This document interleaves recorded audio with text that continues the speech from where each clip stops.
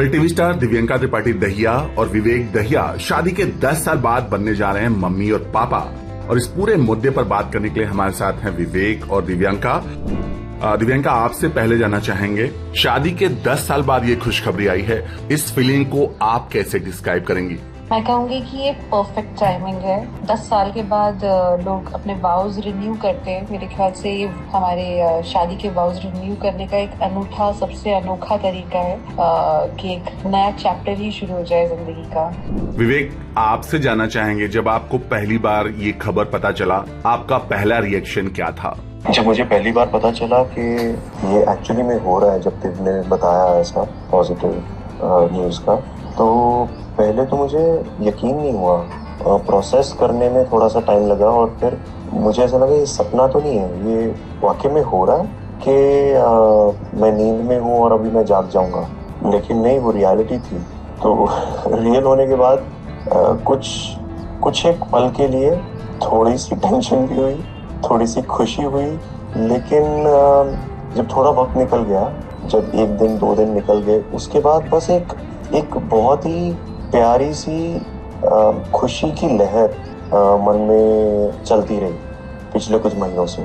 चाहे दिन कैसा भी जा रहा हो, लेकिन वो एक थॉट आता था ना कि अब आगे फ्यूचर क्या होने वाला है, तो वो इवेंचुअली मैं अपने आप को ठीक कर लेता था फटाफट से। दिव्यंका, आपसे जानना चाहेंगे, इतने सालों से प्रेगनेंसी के रूमर्स चल रहे थे, इस बार सिचुएशन कितनी अलग है आपके लिए? इतनी कि इस बार ये सत्य है। इसके पहले सब अटकलें थी और पहले हम बस हंस देते थे, मना कर देते थे।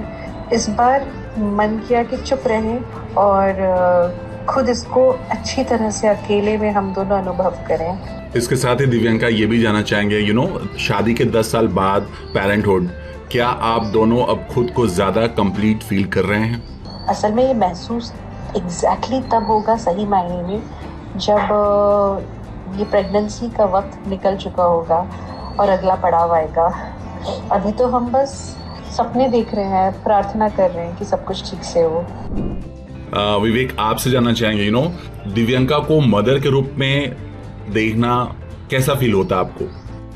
मुझे लगता है दिव्यंका बनी मदर बनने के लिए, मतलब दिव्यंका पैदा ही हुई थी मदर बनने के लिए, क्योंकि बहुत ही काम स्वभाव की है, बहुत पॉजिटिव है, हर बार पॉजिटिविटी देखती है, कोई भी सिचुएशन होती है। मुझे तो इतने सालों का अनुभव है कि मैं कभी हताश होके, कभी डिसअपॉइंट होके किसी भी सिचुएशन में थोड़ा इरिटेट हो जाता हूँ, गुस्सा करता हूँ, तो वो कहती है कि नहीं, लेकिन इसमें देखो, पॉजिटिव देखो, इसमें क्या है, ऐसा भी तो हो सकता था और ऐसा हुआ आपके साथ, इसका मतलब तो वो एक बहुत ही सरल और बहुत ही पॉजिटिव ओपिनियन और बहुत ही पैसिफाइंग औरत है मेरी बीवी, शुरू से रही है।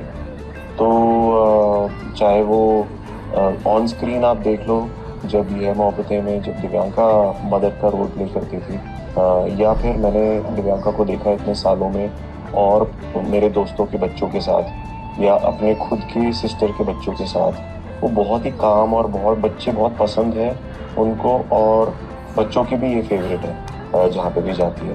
तो मुझे लगता है कि मुझे कोई डाउट नहीं है कि दिव्यंका 10 on 10 मदर नहीं होगी, और ये बोल के मैंने दिव्यंका पे प्रेशर डाल दिया बहुत सारा। वेल दिव्यंका, आप दोनों को जो फैंस हैं इतने सालों से इस खुशखबरी का इंतजार कर रहे थे, उनके लिए क्या मैसेज देना चाहेंगे? हमारे फैंस तो बहुत ही प्यारे हैं।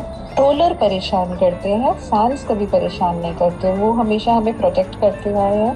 अगर कोई ये सवाल पूछ भी ले तो हमेशा उन्होंने फियर्सली जम के ये जवाब दिया है कि आप उनको उनके हाल पे छोड़ दीजिए, उन्हें आप तकलीफ मत दीजिए, और जब वो ऐसा महसूस करेंगे या जब हो रहा होगा आपको खुद बता देंगे। सो फैंस तो हमारे सबसे बड़े गार्डियन एंजल्स हैं। जी बिल्कुल सही कहा आपने।